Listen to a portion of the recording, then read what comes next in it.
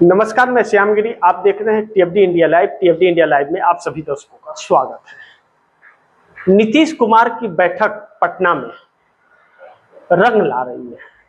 नीतीश कुमार की बैठक से भाजपा परेशान है कि आखिर बैठक में हुआ क्या। बैठक से जब नीतीश कुमार के नेता निकले तो कुछ खास मीडिया के सामने कहा नहीं। मीडिया के पूछे सवालों के जवाब में नीतीश कुमार की पार्टी के नेताओं ने सिर्फ यह कहा कि मिलजुल के काम करना है और निशांत कुमार सर्वमान्य नेता होंगे। तो निशांत कुमार को सर्वमान्य नेता कितने बार घोषित करेंगे? कई बार यह हो चुका है, लेकिन नीतीश कुमार निशांत कुमार को कुछ अहम पद देने वाले हैं आने वाले दिनों में। लेकिन एक बात यह भी साफ है कि निशांत कुमार की राजनीति जो उनको दी जाएगी और जिसके संरक्षण में रहेंगे उसमें विजय चौधरी, विजेंद्र यादव, ललन सिंह और संजय झा, यह चार लोग होंगे। मनीष वर्मा हो सकते हैं। इन लोगों के संरक्षण में निशांत कुमार को राजनीति का पाठ पढ़ाया जाएगा और उन्हें तैयार किया जाएगा राजनीति के लिए। अभी वह कच्चे हैं, अभी वह पक्के नहीं है राजनीति के अंदर। वह अनुभव उनके पास नहीं है, अनुभव का बहुत कमी है अभी। लेकिन क्या सिर्फ इसी के लिए एमएलसी, विधायक और सांसदों की बैठक बुलाई गई थी या कुछ और खास है? यह तो सिर्फ कहने की बात थी जो अभी आप दर्शकों को निशांत कुमार को लेकर के हमने बताई। अहम चीज यह है कि भारतीय जनता पार्टी अब जेडीयू के लिए एक बहुत बड़ी चुनौती बन गई है। अगर यूं ही चलता रहा तो भारतीय जनता पार्टी का जो चाल चरित्र हुआ है, चेहरा जो नजर आ रहा है, वह बड़ी भयावह है। जेडीयू पार्टी खत्म हो सकती है, इस बात का की आशंका जेडीयू के अंदर समा गई है। अब कहना यह है जेडीयू नेताओं का कि अगर भारतीय जनता पार्टी के साथ रहे तो कभी भी जेडीयू का सीएम नहीं बन सकता और भारतीय जनता पार्टी के साथ गठबंधन में रहना शुभ संकेत नहीं है, क्योंकि विपक्षी दलों के साथ साथ सहयोगियों पर भी अमित शाह की काली नजर पड़ चुकी है और वह व्यक्ति तोड़ेगा जरूर और खत्म करेगा। जबकि जेपी नड्डा ने पहले ही बिहार के अंदर ही कहा था कि क्षेत्रीय दलों को खत्म कर देना चाहिए, क्योंकि नीतीश कुमार 20 साल से मुख्यमंत्री बन रहे थे, भाजपा को मौका नहीं मिल पा रहा था और नीतीश के बगैर भाजपा चुनाव जीत नहीं पा रही थी। कहते हैं कि हाथी मर भी जाए तो 1.25 लाख की होती है। नीतीश कुमार आईसीयू में भी अगर रहेंगे तो अपनी पार्टी को जिता ले जाएंगे, यह कहा जाता है बिहार के अंदर। इस बात की चर्चा होती है। ऐसे में भारतीय जनता पार्टी के नेतृत्व में चुनाव लड़ेगी जेडीयू, तो भाजपा उसे ऊपर उठने नहीं देगी।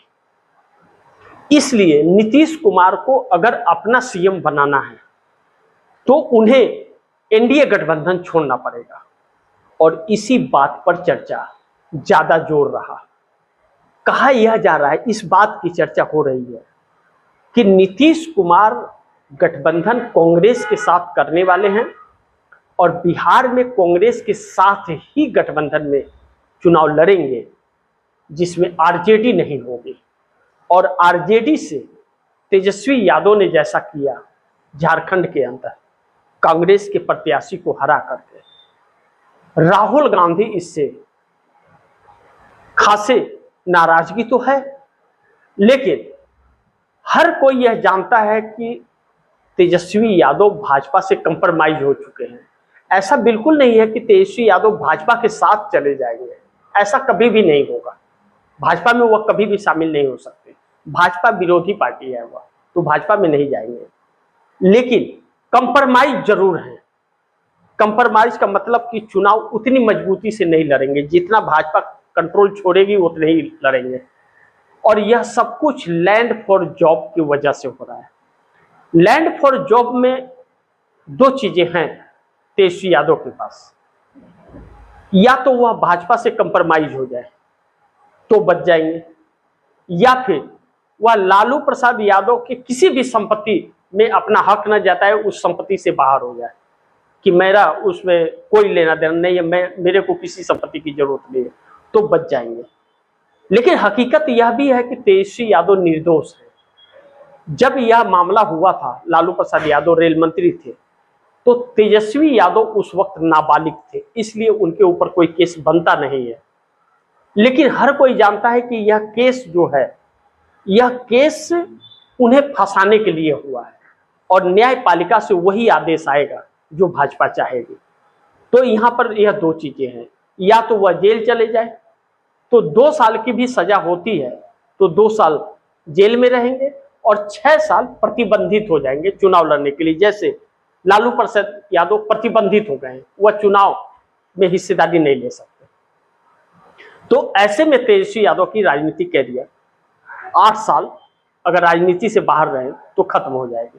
तो वह इस पचड़े में फंस चुके हैं, तो वह कंप्रोमाइज 100% रहेंगे ही। यह बात कांग्रेस भी समझ रही है और यह बात नीतीश भी समझ रहे हैं। कांग्रेस 2 बार झटका खा चुकी, 2024 और 2025 में। तो अब आरजेडी का साथ छोड़ करके कांग्रेस अकेले निकल पड़ी है, जो आने वाले दिनों में नीतीश के साथ गठबंधन हो सकता है। और पप्पू यादव और राजेश राम, कांग्रेस के प्रदेश अध्यक्ष, ने कमान संभाल लिया है। आने वाले दिनों में यह चीजें आप दर्शकों को देखने को मिलेगी और जेडीयू का सीएम भी बनेगा। लेकिन अभी नहीं, अब चुनाव के वक्त ही यह हो सकता है। अभी तो फिलहाल नीतीश भाजपा के ही साथ रहने वाले हैं बिहार के अंदर, और चुनाव से पहले, साल 1.5 साल पहले, वह छोड़ देंगे साथ एनडीए का, या माहौल बना, अगर कोई बात हुई तो पहले छोड़ दे तो बात अलग की है। लेकिन दूसरी तरफ नरेंद्र मोदी की सरकार संकट में है। संकट में इसलिए भी है कि जो 362 सांसदों को एकत्रित करना चाहती थी, विपक्ष को जिस तरह तोड़ा जा रहा था, चाहे वह ममता बनर्जी के 20 सांसदों को तोड़ा गया या फिर उद्धव ठाकरे के पार्टी को तोड़ने की कोशिश की गई, असफल हो गई भाजपा। तो नीतीश के पास 85 विधायक, एमएलए और 12 सांसदों की ताकत है और नीतीश कुमार उस ताकत पर झुका सकते हैं। लेकिन चंद्रबाबू नायडू के पास 16 और 2 पवन कल्याण का 18 सांसदों का ताकत है। वह 18 सांसदों के साथ ताकत अपने बनाए हुए हैं। लेकिन भारतीय जनता पार्टी नीतीश कुमार का और चंद्रबाबू नायडू का कद छोटा करना चाहती थी, इसीलिए टीएमसी को तोड़ा और इसीलिए उद्धव ठाकरे को तोड़ने का प्रयास था 6 सांसदों को, ताकि एकनाथ शिंदे 7 उनके पास पहले है और 6 13 सांसद हो जाए, नीतीश कुमार एकनाथ शिंदे के नीचे हो जाए और 20 टीएमसी के हैं तो चंद्रबाबू नायडू उसके नीचे हो जाए। यानी कि नीतीश कुमार को नंबर 4 पर और चंद्रबाबू नायडू को नंबर 2 पर भेजने की कोशिश थी। लेकिन वक्त रहते ही नीतीश और नायडू दोनों बात समझ गए और मामला गड़बड़ हो गया। अब भारतीय जनता पार्टी का मकसद पूरा होगा या नहीं होगा, यह तो वक्त बताएगा। लेकिन पटना से लेकर के और दिल्ली तक हिल तो गई है भाजपा, इसमें कोई शक नहीं है। अब दूसरी चीज, प्रधानमंत्री नरेंद्र मोदी हैं, वह भी बुरी तरह से फंसे हुए हैं और आरएसएस को भी बुरी तरह से फंसा दिया है। जिस तरह से आरएसएस को फंसाया है, आरएसएस को एक बार प्रधानमंत्री ने दिल्ली के लाल किले से एनजीओ बता दिया था और अब कर्नाटक में कांग्रेस की सरकार ने नोटिस जारी कर दिया है कि वह अपना डॉक्यूमेंट दिखाए वरना बैंड की जाएंगे। ऐसे में आरएसएस का जो राज दबा हुआ था वह भी गरे मुर्दे ऊपर आ गए और देश को पता चलने लगा। इसी में दलित कार्ड खेलने की कोशिश की, दलित को नीच बता दिया आरएसएस और भाजपा ने और दलित आक्रोशित हो गए कि आप हमें नीच समझते हो और हमें से आप वोट मांगते। उल्टा दांव पड़ गया और इसका असर उत्तर प्रदेश के चुनाव में दिखेगा। ऐसे में भारतीय जनता पार्टी अब एक ऐसी स्थिति में आके खड़ी हो गई है कि सब कुछ होते हुए भी भाजपा के पास कुछ भी नहीं बचा है और अब सत्ता बचाने की लड़ाई 362 के चक्कर में जो बहुमत है वह भी गंवा बैठेगी, ऐसा प्रतीक हो रहा है। बाकी आप दर्शक क्या सोचते हैं आप दर्शकों की क्या राय है, क्या सुझाव है, कमेंट बॉक्स में जरूर दीजिएगा। इस खबर को ज़्यादा से ज़्यादा शेयर कीजिए, अपने दोस्तों को भी कहिए आगे शेयर करें। और आपने टीएफडी इंडिया लाइव को सब्सक्राइब नहीं किया, सब्सक्राइब कर लीजिए, अपने दोस्तों को भी कहिएगा टीएफडी इंडिया लाइव को सब्सक्राइब करें। मिलते हैं अगली खबर के साथ, तब तक के लिए नमस्कार।